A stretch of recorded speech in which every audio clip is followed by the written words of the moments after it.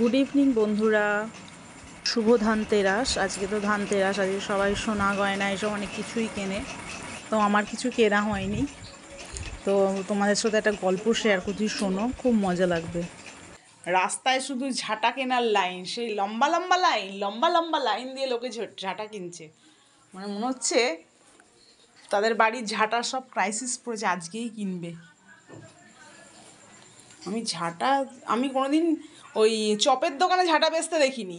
এই প্রথম চপের দোকানে ঝাঁটা বিক্রি হচ্ছে, জানো, চায়ের দোকানে ঝাঁটা বিক্রি হচ্ছে, বাবুটির দোকানে ঝাঁটা ঝাঁটা দেখে আমি ভাবছি কী ব্যাপার হলো, যে ঝাঁটা বিক্রি হচ্ছে, কি অবস্থা।